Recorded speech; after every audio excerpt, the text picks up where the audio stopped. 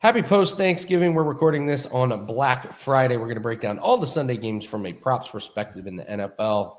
Happy leftover day. They should not call it Black Friday. It should just be called Happy Leftover Day. It's like 10 in the morning. Jim's eating a turkey leg. I've got cranberry sauce and mashed potatoes. It's so good. It's so good. So all right, let's get right into it, guys. So I am on the road. I do not have my normal setup, so I apologize. There's not going to be timestamps. We're just trying to get through these games, but very bettable games, very bettable games. And we're going to start here with the Jaguars and the Titans. Corbin, coming to you first. What do you like in this one? Yeah, I have three player props that I like. We'll start with the passing props. I really like Cam Ward to go over 203 yards this week. 5 of his last 7, and one of those unders was against the Texans, so we know how good of a defense they are. I'm expecting them to be behind most of the game. The Jags are way better against I think they're actually the best rush defense and kind of like middle of the pack or on the bad side for the pass. So, yeah, I think the Titans are going to be passing a lot, which is going to lead into my next play, which is if they can't run the ball and they can pass the ball, then I'm going to go back to Spears over his receiving and receptions props this week.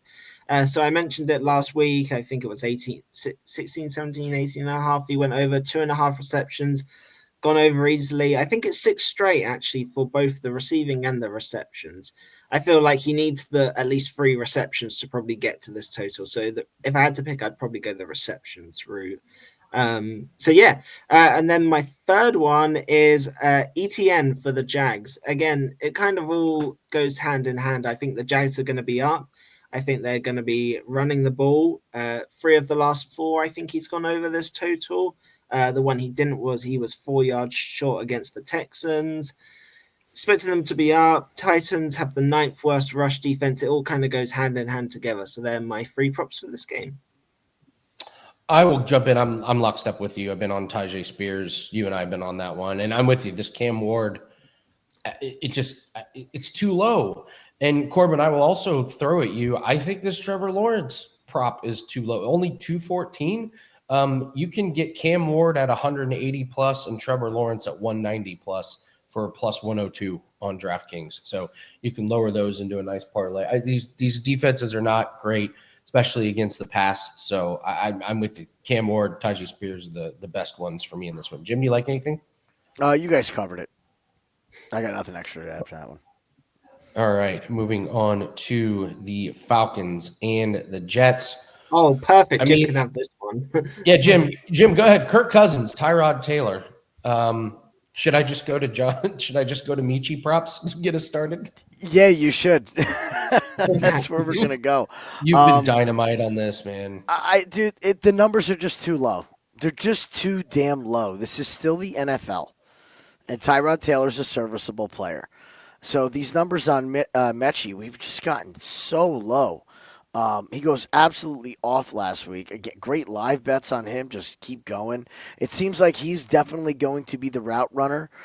Mitchell will be the downfield threat. I don't think there was a single route that I saw thrown to Mitchell that was inside of like 10, 15 yards. He's running those deep ins, those long outs, and it's going to be Mechie underneath. The Kirk Cousins experience, I expect the Jets defense to do pretty well against Kirk Cousins. Our boy Will McDonald that we're sitting around waiting on.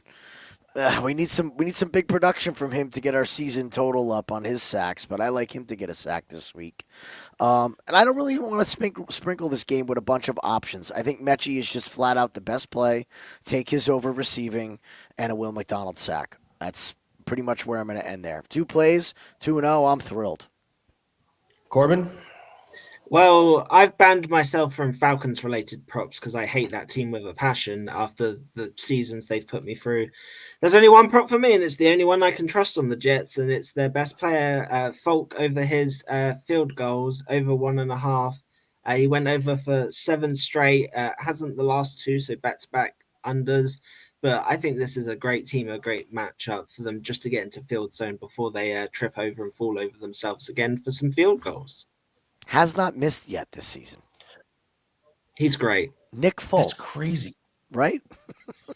It's probably because he wild. also he gets two yeah. within the 30-yard line, and that's it. Any thoughts on Brees I'm Hall going to from the go two of you to guys?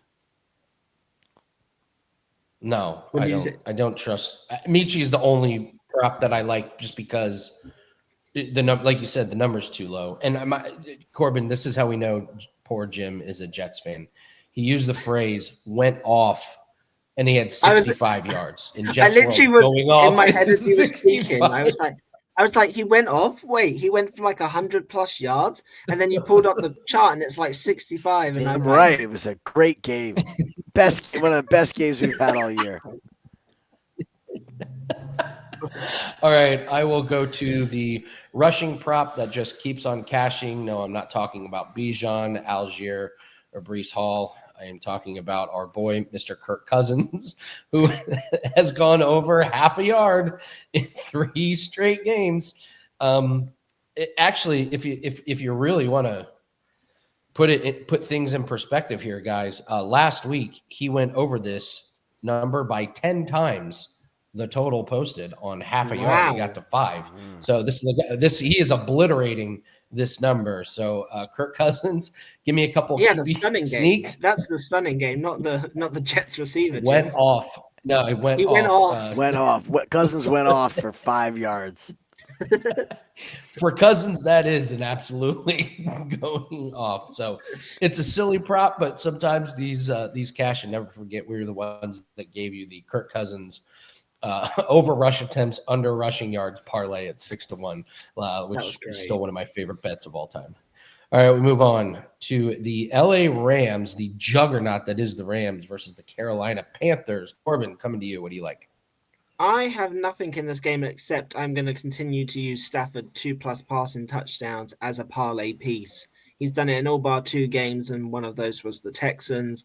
The Panthers defense is good, but it's not good enough to stop Stafford getting 2+. I don't want to play the over 2.5, so I'll stick with the 2 as a parlay piece. And that's all I have really in this game. Yeah, tough game. There's not a lot that jumped out to me either. Jim? This game to me screams not letdown spot, but we're not going to see the best out of the Rams on the road in Carolina outside. I know Matt Stafford's been just a dynamo this season. I know the Rams have been a juggernaut, like you've said. But on the road, late in the season, colder weather, cross country, all these things add up. I do believe the Rams win, but I think they're going to have to use the running game. No Kyren Williams touchdown last week. I go right back to it this week. Again, there it just is. Continue to play it. It's way different when they're outside and it's a slow track, and they're not going to have these big, giant 30, 40-yard plays at their disposal whenever they want them, just because of the playing surface and weather. So I think it's going to be a little bit more of a Kyren game.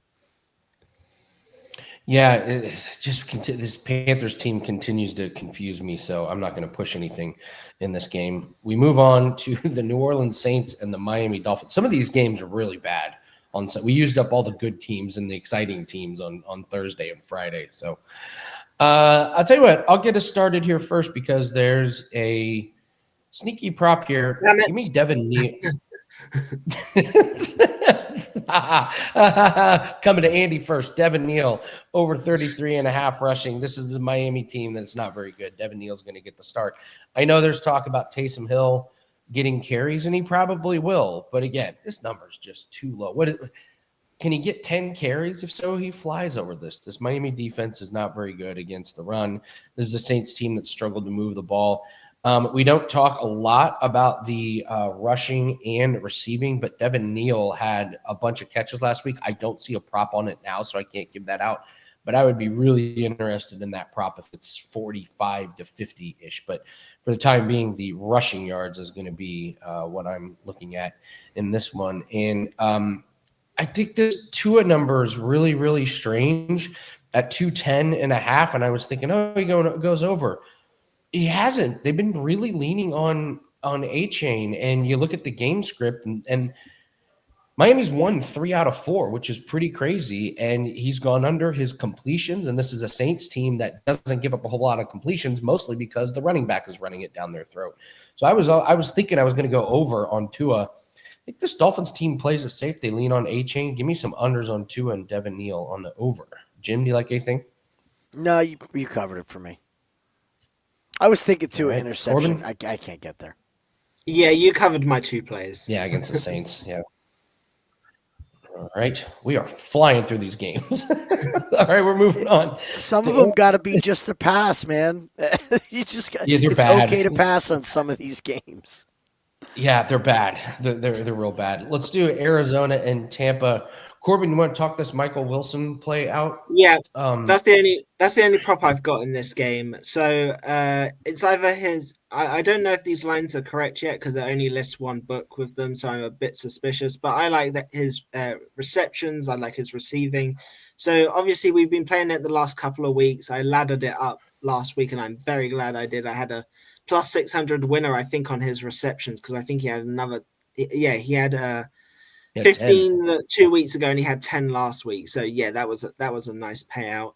And we were talking about Harrison being back. We still don't know if he's going to play. He's got an injury, illnesses, whatever it is. He hasn't really been practicing. Whether he plays or he doesn't play, I'm going to take his lines over. I think the connection's too good to just throw it out the window just because Harrison still probably banged up or injured or ill, whatever it is Harrison is playing. You look at the defense, and we know the Bucs are quite good against the run as well. So I think it just all leads to the Cardinals passing. With or without Harrison, I think Wilson can fly over. So I will ladder him up probably as well again. All right, so we're recording this it's around 2:00 Eastern on Friday. And I read the Cardinals injury report just like 30 minutes ago. And what they're saying is, first, Trey Benson is going to be out. So we're not going to get any Trey Benson props. And Marvin Harrison is coming back from an appendectomy. And the coach has said, I don't really know. And he said, I don't know how players react to this. This is not like a football injury or soft tissue injury. So I'm going to leave it up to the training staff and to the pros. I think this is just going to be a true game time decision. But Corbin, I'm with you. Regardless if he plays, he just had an organ taken out of his body. I can't believe he's going to be at 100. I mean, say that out loud. He had something removed from his body a couple of weeks ago. I don't believe he's going to be 100%. I'm not jumping off the Michael Wilson. I don't think the Michael Wilson train. You can't tell me the Cardinals are just going to give up on a guy that just went for 185 and 118 and just be like, oh, go back to your days of catching 30 passes or 30 yards. So. And that leads me to Baker Mayfield. If he plays, give me the under. If he plays, give me the under.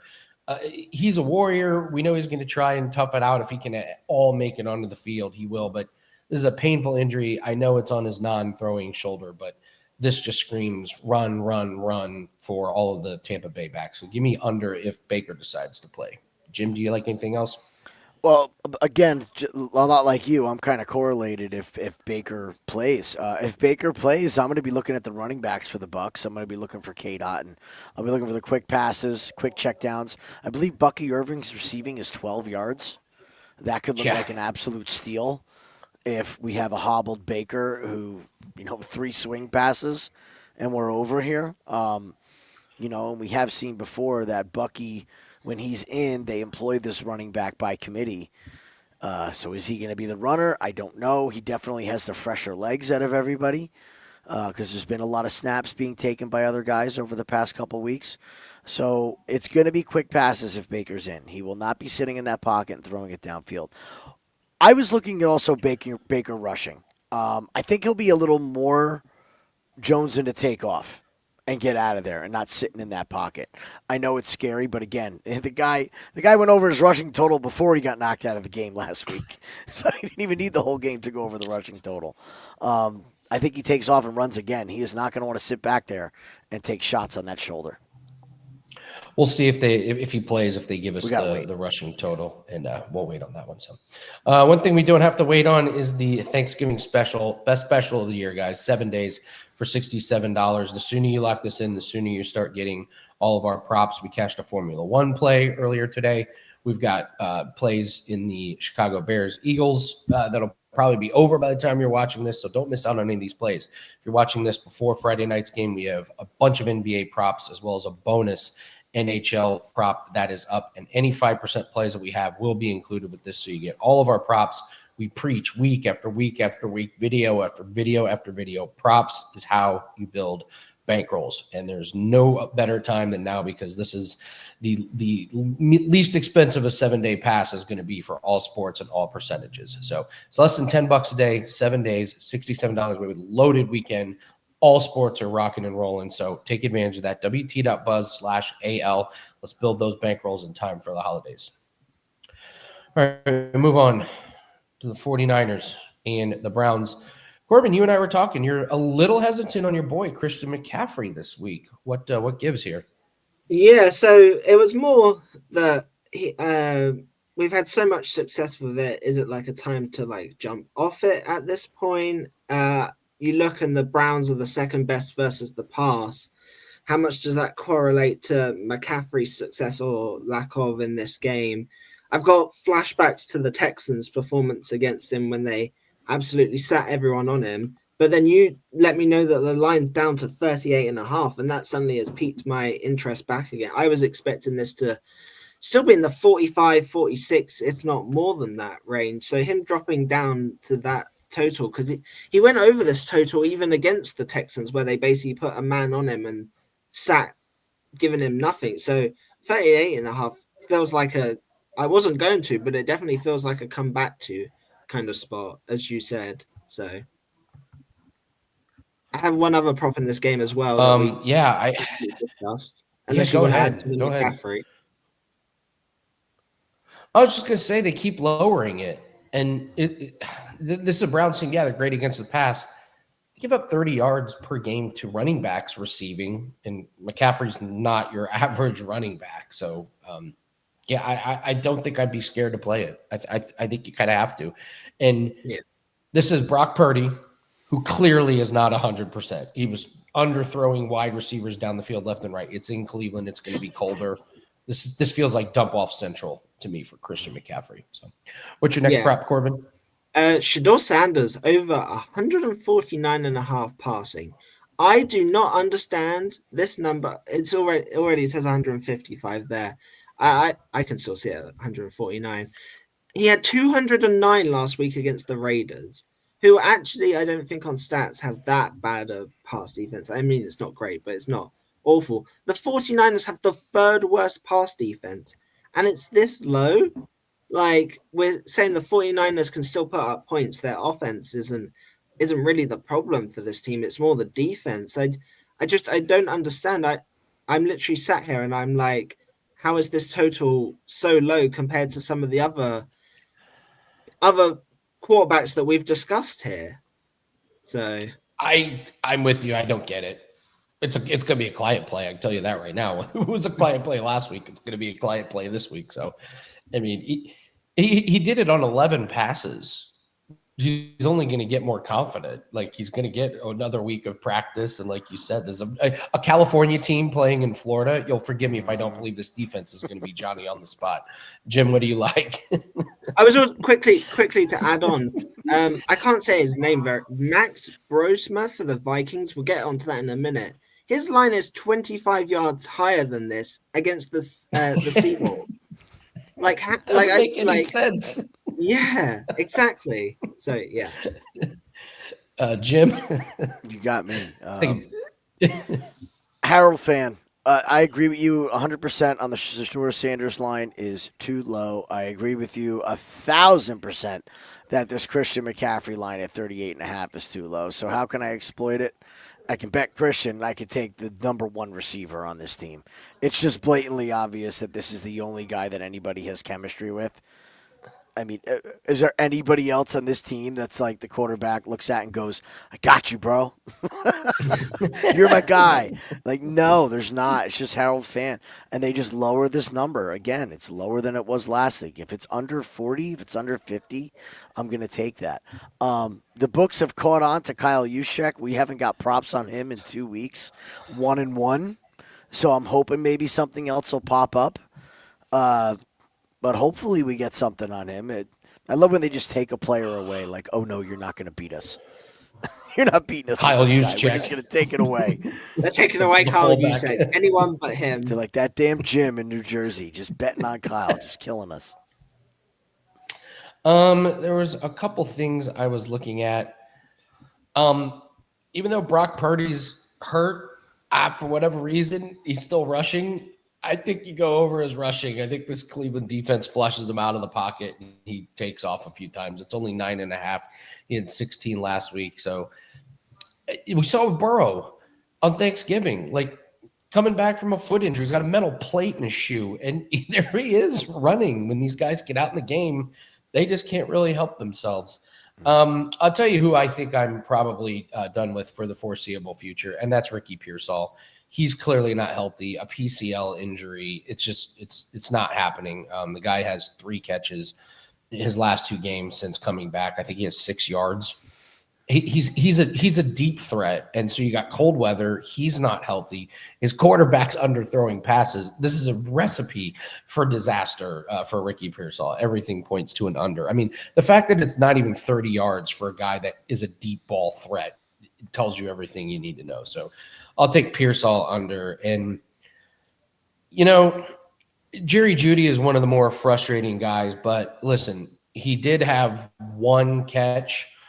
And now they moved it up to 2.5 catches. I'm not sold that Jerry Jeudy is going to get to 3 catches. So I would look for Jerry Jeudy to get 1, maybe 2 catches. I mean, Shedeur did only complete 11 passes last week. So it's not like he was lighting it up as far as completion. So Jerry Judy's just been a nightmare for fantasy teams and for prop bettors, but I'll take his under. Move on to Houston and Indianapolis. I don't know if you guys saw, Daniel Jones is playing with what they call a broken leg. He has a fractured fibula, and he's like, I'll play through it. Okay. So Jim, I'll come to you first. What's funny is he went over his rushing total last week. Not like we might need him in a couple weeks, right? Like take a week off. Are they locked into the playoffs? I don't know. No. They're locked in? No. Do you guys know that if Buffalo beats Pittsburgh, that the Cincinnati Bengals are 2 games out of the division lead? It's crazy. The Cincinnati Bengals are catching up to the Ravens and the Steelers. So no, nothing's for granted. These guys can't sit. Not in the AF. None of these teams can take their foot off the gas. None of these guys can take their broken leg off the gas, Jim. Well, this worries me very much for Mr. Daniel Jones because this Houston defense is just playing way above their pay grade. Absolutely. Daniel Hunter, everyone's talking about Myles Garrett. Also, shout out for the last game, Myles Garrett going after the sack record. Books are going to have him at 2 sacks. If you can find a book to get you 1 at a playable number, play that. And I think you do the same thing here with Daniel Hunter as well. This pass rush with him and Will Anderson is going to make the day very, very hard on Daniel Jones. So if you're him with the injury, what do? Do you dump it off? Do you try to run? He's still running, even if it's broken. So we could look at Daniel Jones rushing 8.5. Like, I'm not sitting there and taking a shot. It's too low. You sitting there while Will Anderson and Daniil Hunter are bearing down on you with a broken fibula? I'm gone. I'll hop my ass out of there. That's not a problem. That's really the only place I could go with this. This defense is just so damn stifling, and I want to play plays on the Colts, but I think they make this a really, really tough day. I think this game is ugly. I don't think we're going to see a lot of points. I certainly know we're not going to see a ton coming from the Houston side as well. So I think it's a tough game, tough division game. Corbin? I like some of the overs, or I like 2 for the Texans, actually, because CJ Stroud coming back from a concussion, I love it. Over 231.5 passing yards. 3 of his last 4, because I don't really count the concussion game. Colts are 8th worst versus the pass, and they have quite good stats, it seems, against the run. I think it's a Stroud throwing week, and I think this total is too low, which then leads into who I think he is passing the ball to. If I think he's going to go over this number, there's one man that's going to be catching the ball and needs to go over, and that's Nico Collins over 65.5 receiving. I am confused as well why this line is so low. I was expecting this to be higher. 3 of his last 4 he's gone over. He's Stroud's number 1 threat here, so I kind of like both of those props to go over against this Colts defense. I'm going head to head with you, Corbin. Let's make this interesting. I'll take Nico under. Okay. This Colts secondary is all sudden good. They got Sauce Gardner. The other thing, I think this is a really good Colts game. Do you know this is their first home game since before Halloween? This team has just been on the road nonstop. It's a brutal schedule spot. Now they're at home. I don't trust CJ Stroud at all. He's won 1 road game this year, and that was against that decimated Baltimore Ravens team. There's something about this team that I don't trust. I know their defense is good, but I don't trust this offense. It's chalky. It's square. Nobody watches this game for me to tell you that Jonathan Taylor could have a good game, but the fact is he alternates these games, and he also eats Houston for lunch. That's the thing. He just like runs through Houston. You can see the numbers here. So Daniel Jones. What's a really good game plan for when your quarterback has a broken leg? I don't know. Hand it to the best running back in the league so far this year. So I'll take the rushing props on Daniel Jones. All right, Corbin, you mentioned him. Your boy, our boy, Max Brosmer. I mean, poor Max Brosmer. This poor guy. They're like, hey, JJ McCarthy. Once again, you have an injury that we've only discovered after the game that nobody discovered during the game. This has happened twice in the NFL all year, and it's happened to the same guy. And they're like, we don't want you to face Seattle. They're too good of a defense. Brosmer, get in here. Like, this is crazy. Corbin, what do you do with this? Yeah, I'm going to be honest. I have no idea who he is. I'm purely going off stats here because I have never watched or heard of this guy in my entire life. But how, as I said, how is this line 174.5 yards against a better defense than what should, like, I know Shedeur only completed 11 passes, but like that, like we compared it so many times this season to quarterbacks making their first start, and most of them have come out and it's like 150, 160. To have it at 173 is, I don't understand how they've pulled this line out. Seahawks have a great passing defense. I love the under 17.5 completions as well. McCarthy, every quarterback the Vikings have had this year has struggled to go over 17.5, let alone someone making their first start. The one concern we always say, which is half the reason we like taking overs when they're this low, there's no film with him with the Vikings. They don't really know what to expect. But again, the totals are so high on this. And then my second play is going back to Mr. Charbonnet over his rushing. So he went under. He only we had him over 38.5 rushing yards, and he only just went under on 6 carries. They barely had any possessions. He barely had any opportunities. And I love coming back to it this week. The Vikings are bad versus the run and quite good versus the pass, which is going to lead, I think, to more running from the Seahawks this week. It says 31.5, but I can see 29.5, 30.5. Again, he's gone over this total. Look how many weeks he's gone over it now. You can see it on this on the chart. I think it's a great bounce back spot. I don't know why they've reduced it by 8 odd yards, considering he only had 6 carries and still did pretty well with those 6, I think. So that's what I'm looking at, those 2. Jim? He took the words right out of my mouth on Charbonnet. I mean, that was, you go right back to it, 100%. We don't have any lines on it yet, but the Brosnan interception. Do you have any in the other books? I don't have any. I mean, is it going to be 1.5? They may pull. If it's not 1.5, I'm playing it. If it's an interception, I really don't care what the number is. I don't care what it's going to be. Yeah, Charbonnet all day long. I don't want to go anywhere near. And I have a theory on the passing number. I think it's the Kevin O'Connell effect.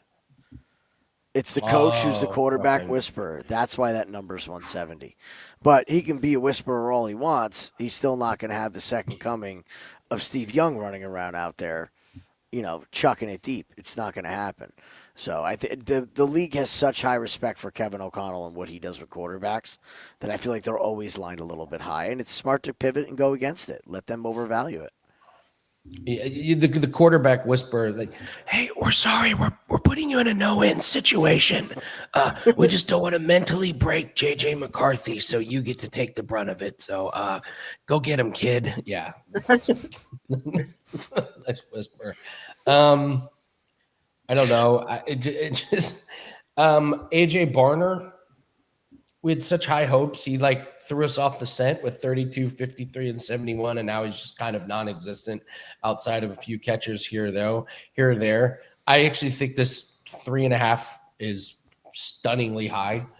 Wow. He's done it twice. I don't know where this 10 where this 10 came from, but this is Minnesota. JSN probably has a huge game, and then they just run, and AJ Barner doesn't get very many. So I'm with you guys. Charbonnet. I would even take Kenneth Walker. Take both of them to go over. I think they end up running the ball quite a bit. This one could get ugly. Buffalo and Pittsburgh. Jim, coming to you first. What do you like? What a disappointment Buffalo has been this year. Just totally down in the dumps. It's like they don't know who they are anymore. We know who they should be. Over the past 2 years, we know exactly what Buffalo should be doing to try to get wins and victories. And then you have the old Steelers at home. Again, Buffalo on the road, not having that home advantage. They can play fine in the wet weather, but this Buffalo defense is just a bad defense. Let's play a fun game. Ready? On the count of 3, everybody name a playmaker on the Bills defense. Ready? 1, 2, 3, go. Hear the Not crickets, a playmaker. folks? Yeah, Hear you're the right. crickets? They don't have an explosive playmaker that you're This is a terrified to team run that- at him or you're terrified to throw at him. This is a team that had to bring in old man Von Miller to fill a pass rushing role because they couldn't fill it within, and he was a spot positional player. They don't even have that now. Was Bosa their best? Joey Bosa? I mean, He's not a playmaker anymore. He's not making an impact. He's doing the little things, but nobody's making an impact on this defense, and nobody's scared of him, which means that Aaron's not going to be scared of them whatsoever. He is going to chuck the ball deep. I actually like the Rodgers 2 passing touchdowns in this game at home. Ooh. I know it's terrifying, but this Bills defense just makes mistake after mistake after mistake. And we've seen Pittsburgh where they still get in those penalty situations where it takes away the run down at the goal line. And it's got to be a pass, 3rd and 5, you get a 5-yard penalty. It's guaranteed passing situations. It's been too long. Jim, you don't even need the penalty. It's guaranteed passing True. with Rodgers anyway. True. We're into a run. Check. We're passing it. It's just, again, 3 games without 2, just 1. He's just due for 1 where he gets 2. It's just this Buffalo defense I'm just going to look to fade. And I don't know what to do with the Buffalo offense. Why isn't this just James Cook's show? Why can't they manage the clock? And Corbin, I believe you have a theory on why that is because of your feelings towards the quarterback. So I'll segue that right into you and your props on the game. Yeah, I've got. I don't know what to do with Josh Allen this week. Actually, I said last week that he wasn't going to be greedy, and he decided to be very greedy. Thanksgiving, it's probably around he probably wants to be on the TV. It's probably a touchdown for Josh Allen this week. 3. What was that? What? 3. So he didn't have any against 3. He's due. He doesn't back to back. I don't remember many times where he goes back to back and goes without a touchdown. So it doesn't fit. It's not. Is it a prime? It's not one of the primetime games. So not quite as many eyes as he would like on it. So he'll probably have to post the clip of him flexing on social media to try and get some views this week. Other than Josh Allen, I'm looking at. I want Josh Palmer lines. There aren't any, but that's what I will look to attack in the receiving game for the Bills. He came back from that injury, and he's had. I think he's gone over his longest. I think both of the weeks actually. So I'm interested to see what that line comes out. And then rushing props. Jalen Warren over 62.5. I don't understand this number. The one concern, as I mentioned previously, is that Rodgers just decides that he wants the attention and it's a passing week because he feels like it. But again, you look at those stats, 2 of the last 3 over this total. Bills are awful against the run. I think they're the 3rd worst against the run and one of the best, if not the best, versus the pass. So it all kind of sets up for Warren to have a big week as well. I quite like him also to have a touchdown. So Yeah, this is one of those defensive stats where it's like best against the pass. It's like, yeah, because they're running the ball down your throat for 150 yards. So did you guys see Buffalo signed Brandon Cooks? I will take an over on Brandon Cooks if they give it to us. That's where that's the state of their wide receivers is they're hoping Brandon Cooks can shoot some life into this offense. So I'm with you on Jaylen Warren there, Corbin. Darnell Washington, it's kind of making some noise here. 3 out of the last 4. The game he didn't go over was 15, and his receptions is 1.5. Kind of like that. Huge guy. He's kind of getting some attention. Like when he gets ahead of steam, he's really, really hard to tackle. So I could see him. I could see him getting at least one. Actually, what is his longest? Do they have it? How about 11.5 on Darnell Washington over his longest? Let's do that one. Mm-hmm. He's so hard to tackle. He gets ahead of steam going. You think this Buffalo Bills team is going to go for it? No way. So Darnell Washington over his longest reception. Andy, have they got Jonnu Smith lines? We haven't checked in on it for a couple of weeks. We talked about it. I think it was like a month ago now. I don't think anybody in the team has checked in on Jonnu Smith in a couple of weeks either. Well, we were taking his under. Oh my god, we were taking his under 3.5 receptions. So it's down to 2.5. Yeah, so that's when the odds are terrible. Under 3.5 receptions has been a money maker the last couple of months. So, all right, we'll go to the Raiders and the Chargers. Corbin, what do you like in this one? Oh God, not very much. Genty to have 50+ rushing was the closest that I could get. It's a slight alt line with a tiny bit extra juice because I didn't want the extra 5 yards. He's done this in 2 of the last 3 because I'm taking the alt. Again, I can't be sold on any props in this game, but if I had to, it'd be the Genty rushing. Jim? Geno Smith interception. I played it last week. They got it at 1 for us this week. They got it at 1, not 2. So you got to play it at 1, right? Yes. Why get complicated with this Raiders team? Why look at any other prop? Just play the guy to throw the ball to the wrong team. It's very, very simple strategy. I talked to Andy about it. We were worried. Like, oh, what if Pete Carroll benches him? And you're like, Pete Carroll's not benching Geno Smith.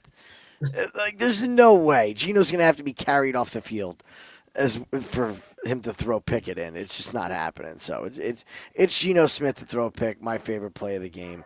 And with the pass rush of the Raiders, which has actually come on and looks somewhat decent and playing hard, we'll go back to, again, the Justin Herbert rushing. We'll wait till we see that. I don't see anything on my end. Do we have anything for Herbert? 18? 18.5. I bet MGM. I'm in. 15.5. Wow. Oh, 15.5. Wow. Yeah, I like that even more. Even better. Yeah, that's one for Herbert. Yeah. All right, I'm with you. I will go to I just when Quentin Johnston has a terrible game, they come right back to him. Dan Campbell does this to his wide receivers. So does Harbaugh. Look at what happened the last time he got shut out. They got him 53 yards. I believe he had a touchdown in that game against Jacksonville. A nightmare game. They've had a week off. They're going to fix some things on the offensive line. It's not going to be great, but it's going to be an improvement. This was actually the perfect bye week time for the Chargers. They needed it. So I think their offensive line is a little bit better. I know Crosby's okay and the pass rush is there, but I think the Chargers get back on track. I expect Herbert to have a big game rushing and passing. And again, it's just Quentin Johnston rebound week. So, all right, last game, Denver and Washington. Once again, though, guys, Thanksgiving special, 7 days for $67. You get all of our props. Props is how we build our bankrolls, and you should be a partner with us. So you're not going to get 7 days for a better price at any point during the year. So it's knocked down to $67. You get all percentages, all plays, NBA, NHL, NFL, any sport that we may have. We've had cricket plays, Formula One plays this week. So grab that shortcut, wt.buzz/AL. And let's break down this last game here. It's a doozy. Broncos, Commanders. Corbin, what are you doing this game? I hate to say it because it's the last game, but I've got nothing. I don't like anything in this game. I don't blame you. Jim, do you like anything? Give me all the sack props for Denver. Give me all of them. When they come out, I knew this is what I hate is they're so late on these, but just play everyone you can get a hand on for Denver. It's their equal opportunity team. Like, it's not just one guy. Benito is their big name, but Cooper gets in there. Franklin Myers gets in there. Allen gets in there. They blitz their linebackers. Like, it's just they wreak havoc in the backfield. And Marcus Mariota, yes, he is a mobile quarterback, but Denver does such a good job at hemming in the quarterback. If you go back and you watch their defensive scheme, it's not a lot of like edge blitzing. It's we're going to cover on the back end. We're going to keep you in the pocket. And when you go to run, one of our 4 all-stars is going to sit there and wait for you. It's not off the edge. You don't see him coming type sacks. Nobody's covered and they got to run. So I think this is a butt whipping by Denver. This Washington team just doesn't show it for me. I think they're going to get out physicaled in this game heavily by Denver, especially Denver's defense. So that's where I'll be looking to play. And this is a prime live bet game. If Washington gets down early, I mean, you're looking at somebody to catch the ball for Denver or for Washington going forward. Somebody do something in the fourth quarter against Denver. As bad as Ja'Cory Krosky-Merritt has been, I think they've gone a little bit overboard with a couple of these rushing props. I would look at his rush attempts. You don't want to be in a position where Marcus Mariota is throwing the ball all over the field. So Chris Rodriguez seems to have grabbed the starting job, but Merritt still getting carries. I mean, look at these attempts, 9, 11, 12, 9. Like 6.5 just seems a little bit too low. And fact is, Bo Nix throws interceptions. This is not an offense that can be up by 35 points and where Washington has to completely abandon the run game. Don't be surprised if Washington tries to milk the clock at the first half, and don't be surprised if Merritt kind of has one of these like 8 carries for 23 yards type of game, and Chris Rodriguez is where they really focus their defense. So it's an ugly one. I can't say it's going to make the card, but it was the only one that I could find in this game. So yeah, some ugly games this Sunday. Ugh. Oh, well. All right, guys, thanks so much for watching. Please hit the like button. Leave us a comment. Tell us what your best prop is on the board. Don't forget, 7 days, $67. Really appreciate you guys. Hope you have safe travels. Enjoy those leftovers, and we'll see everyone next week. Bye. Good luck.